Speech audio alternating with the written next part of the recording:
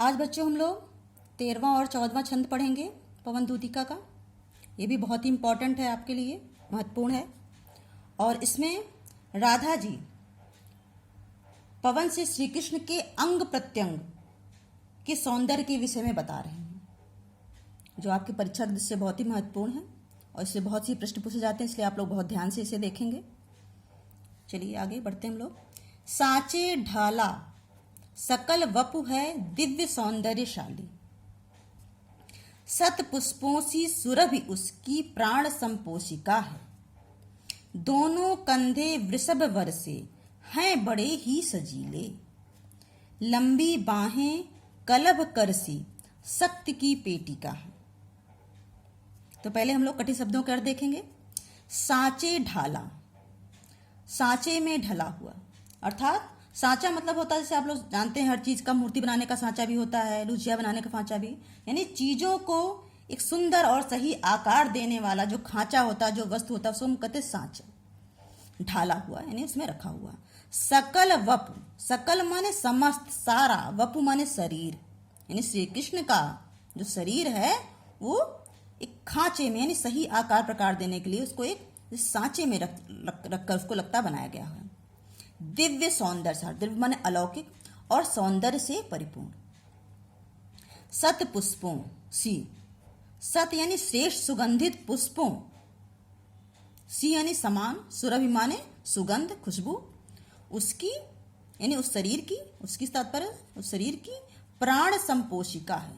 प्राण संपोषिका यानी प्राणों को शक्ति प्रदान करने वाली, प्राणों को पोषित करने वाली। दोनों कंधे, सभी के पास दोनों कंधे होते हैं, तो श्री कृष्ण के दोनों कंधे कैसे हैं? वृषभ वर से, वर माने श्रेष्ठ, वृषभ माने बैल। जो श्रेष्ठ जो बैल होते हैं उनके समान। बड़े ही सजीले, और बड़े ही सजीले हैं यानी सुंदर लगते हैं।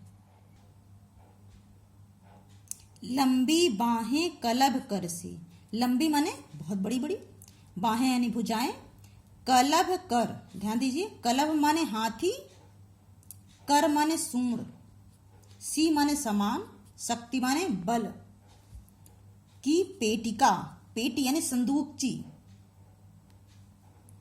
तो कठिन शब्दों के अर्थ हो गए। अब हम इसकी व्याख्या देखेंगे हम लोग। तो श्री कृष्ण के अंग प्रत्यंग का यहाँ पे वर्णन हो रहा है, सौंदर्य का। तो राधा जी पवन से कह रहे हैं, हे पवन, श्री कृष्ण का जो सकल वपु यानी सारा शरीर कैसा है?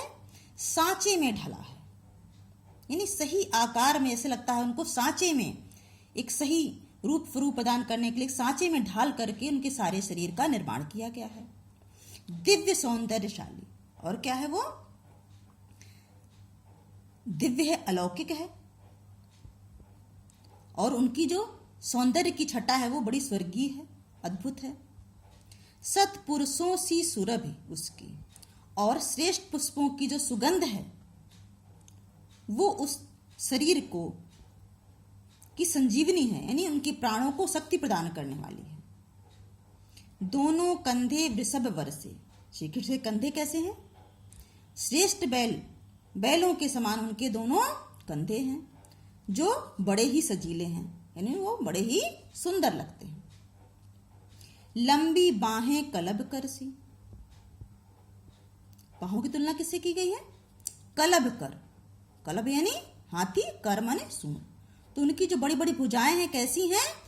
हाथी की सूंड के समान है, जो शक्ति की पेटिका है, जिनमें अपार शक्ति भरी हुई है, यानी मानो शक्ति की संदूचकी हैं। तो आपने देखा यहाँ पे कंधों की तुलना किससे की गई है? बैलों से, श्रेष्ठ बैलों की जोड़ी से की गई है, और हाथों की तुलना हाथी की सूंड के समान की गई है। तो जहाँ पे तुलना की जाती है वहाँ पे, और यहाँ पे प्राणों की जो संपोषिका है वहाँ पर सुगंध से की गई है। तो यहाँ पे पूरे में उपमा अलंकार का बड़ा ही सुंदर वर्णन है। 14वां हम लोग छंद देखेंगे।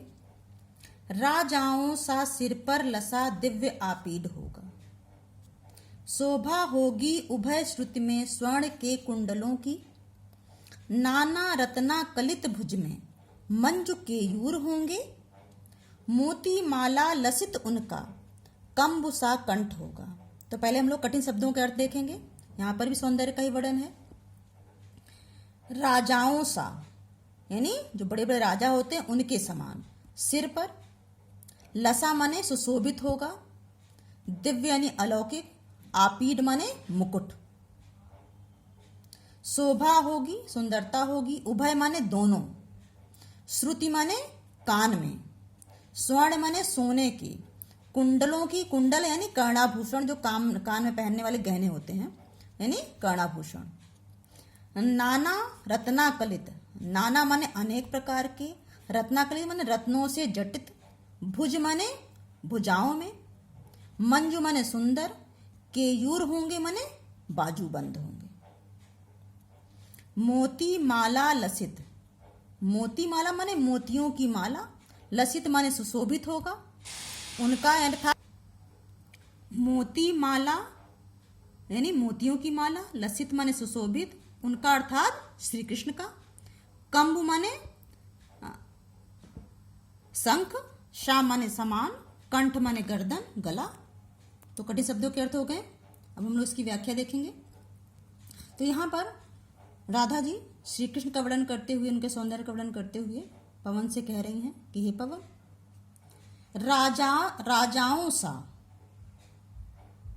यानी जो बड़े बड़े राजा होते हैं, जैसे उनके सिर पर सुंदर सा मुकुट सुशोभित होता है, वैसा ही तुम्हें भी श्री कृष्ण के सिर पर वैसा ही अलौकिक आपीड तथा मुकुट उनके सिर पर आपको सुशोभित दिखाई पड़ेगा। शोभा होगी उभय श्रुति में, स्वर्ण के कुंडलों की, अर्थात भगवान श्री कृष्ण ने अपने दोनों कानों में सोने के सुंदर से कर्णाभूषण धारण किए होंगे, जो उनके दोनों कानों में शोभायमान होंगे, सुंदर लग रहे होंगे। और उनकी भुज यानी भुजाओं में, हाथों में अनेक प्रकार की रत्नों से जटित, नाना रत्नाकली माने अनेक प्रकार के रत्नों से जटित सुंदर से बाजूबंद उन्होंने धारण किए होंगे, जो सुशोभित हो रहे होंगे उनके हाथों में। मोती माला लसित उनका, उनका अर्थात श्री कृष्ण का जो कंबुसा यानी संग के समान जो उनकी गर्दन होगी, वो कैसी होगी, उस पे क्या सुशोभित होगा, मोतियों की माला, यानी उनके सुंदर सी संग के समान गर्दन पर मोतियों की माला लसित होगी, सुशोभित होगी। तो इस देखिए इन लाइनों में भी आप देखेंगे कंबुसा कंठ होगा, तो कंठ की तुलना कंबु से की गई अर्थात संग के समान। और जो मुकुट की तुलना किससे की गई है, राजाओं के सिर से की गई है ना। मुकुट कैसा होगा, राजाओं के समान होगा। तो इस प्रकार यहाँ पे श्री कृष्ण के सुंदर सौंदर्य का यहाँ पे वर्णन किया गया है। तो यहाँ पर आपने देखा कि पूरे उसमें श्री कृष्ण के बाह्य सौंदर्य का सुंदर वर्णन किया गया है। श्रृंगार वियोग पक्ष है, मानवीकरण अलंकार है, यानी पवन से इस तरह से बता रहे हैं इससे वो सब कुछ देख लेगी, समझ लेगी। भाषा खड़ी बोली, संस्कृत में खड़ी बोली भाषा है। और मंद्राकांता छंद है।